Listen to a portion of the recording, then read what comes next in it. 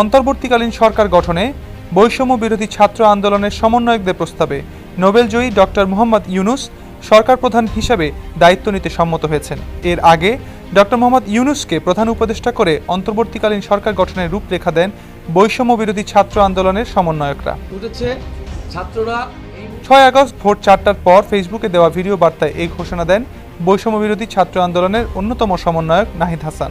নির্ভরযোগ্য সূত্রের বরাতে জানা গেছে, বৈষম্য বিরোধী ছাত্র আন্দোলনের সমন্বয়কদের প্রস্তাবে ডক্টর ইউনুস বলেছেন, শিক্ষার্থীদের পক্ষ থেকে আমার সঙ্গে যোগাযোগ করা হলে আমি প্রথমে রাজি হইনি।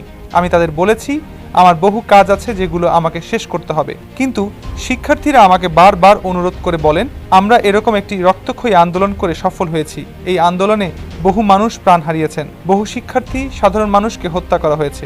এখন বাংলাদেশের সামনে সুযোগ এসেছে একটা সুষ্ঠু ব্যবস্থাপনায় দেশ পরিচালনার।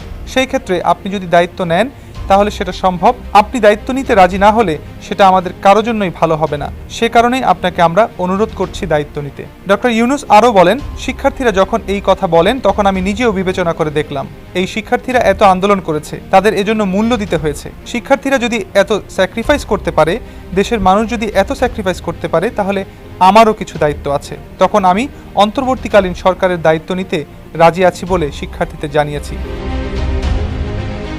250-টিরও বেশি ডিজাইন অপশন নিয়ে ওয়ালটন স্মার্ট ফ্রিজ, বোঝে আপনার প্রয়োজন।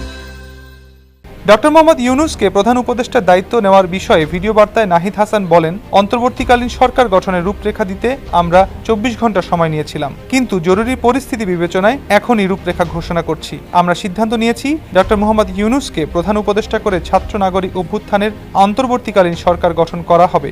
তার সঙ্গে আমাদের কথা হয়েছে, তিনি দায়িত্ব নিতে সম্মত হয়েছেন।